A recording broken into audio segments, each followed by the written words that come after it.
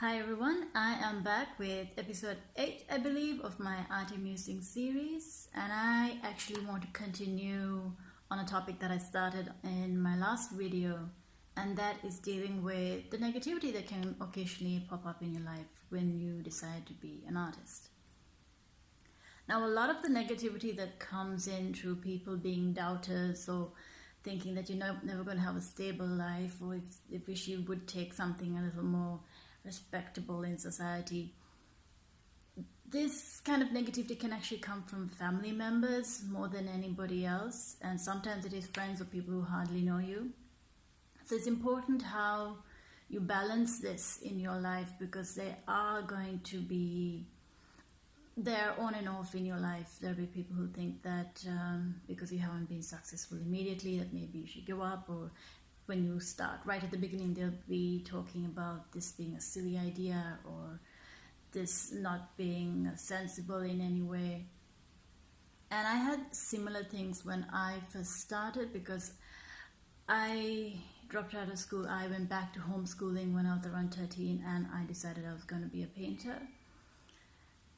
It was a shock to some people, and I understand where they were coming from, their worry and concerns, but I was a very practical person and a very organized person, so for me it wasn't a decision I made overnight. I had thought about it for a whole year, and I decided, okay, I needed to figure out what I was going to do with my life, and that's why I chose this specific path.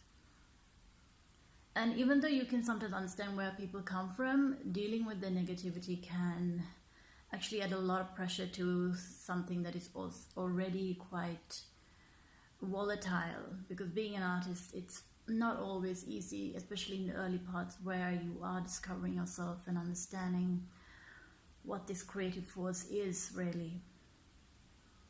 And it's important to know the difference between constructive criticism, where someone is trying to assist your development, even if the words may seem harsh, and mere opinion. A lot of people are full of opinions, and it's important to not take them too seriously, because everyone has their likes and dislikes, and everyone is bound to want to express their preferences.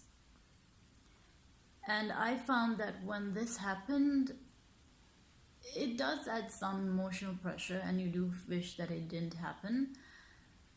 But it's important to realize that if they are not going to spend the time to actually think about what they're saying and think about it in a way that is constructive to you, that is actual proper feedback, you shouldn't be taking into consideration their opinion anyways, because they haven't thought about it. They haven't thought about how they can actually be supportive. It's just an automatic reaction to be negative. And sometimes when this happens, what I do is I try to imagine in my head what it would be like to be in the state where whatever state I'm aiming for, getting to that state, reaching that successful or productive stage in my life where I don't have to answer to anyone anymore. And I try to really imagine it strongly so that I really feel it. And when that happens, it burns away all the words that they might have. It fades. Everything they have said just fades away. And knowing the feeling that I want to reach then assists me to take the steps and make the decisions to get there long term. Sometimes it's much harder because some people are relentless in their negativity, and I find that hard decisions have to be made in those circumstances. Sometimes friendships can break, or maybe friendships should be more long distance. Whatever it is, it's important to not let people who eat up your energy or who are always on your head about what you do to stay close by or stay in your life at all. I am very disciplined about what is around me so that as an artist I can thrive, and I do have friends that have been with me from the beginning, and whether or not they're in the same field, they support me no matter what. And I hope that you as an artist have those people in your life as well, so that you don't feel due to sentimental reasons you have to keep people in your life that are actually quite detrimental. it's never worth it. And you're allowing them to also keep up a habit that is not good for them by them being so either patronizing or negative towards you and your work. Sometimes you will have friends who are, like I said, supportive of you, and they might not be in the same field. In that case, sometimes it's a good idea to seek people within your community or people who are into similar vocations. And this is the 21st century, so it is much easier to find people who are into similar things.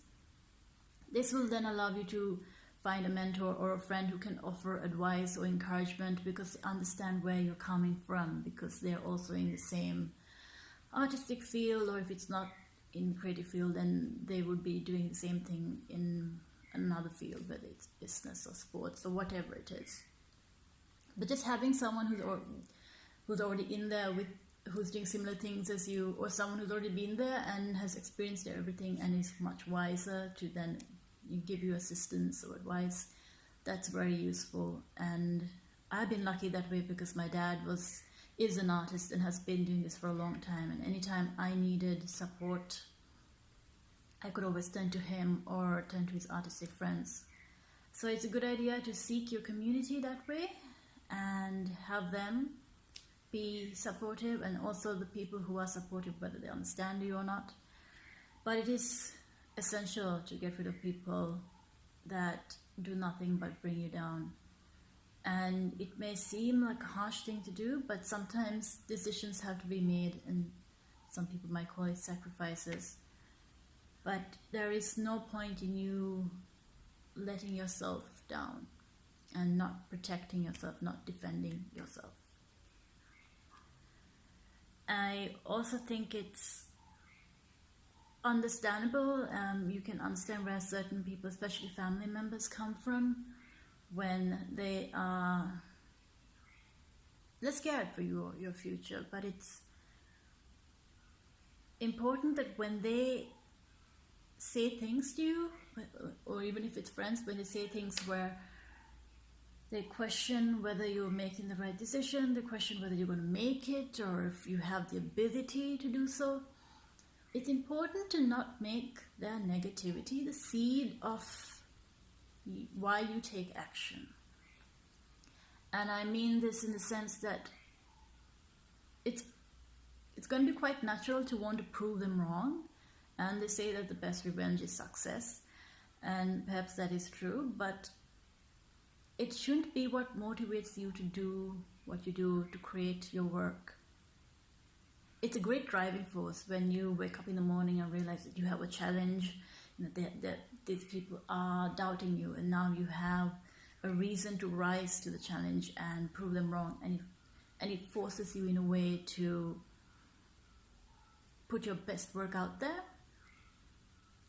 But at the same time, it shouldn't be what inspires you to create what you create. I always think that your inspiration or the seed of why you do what you do is quite sacrosanct, and for me it's always spirit. But if it's going to be something as petty as wanting to prove other people wrong, then it's going to demean your work in the long run. I hope this helps you understand my perspective on dealing with naysayers, and I also hope you can see where I'm coming from in terms of how I deal with them, and that you find some insight into how to deal with things that might be happening in your world. I am running out of time again, so I will say bye for now and see you in the next video.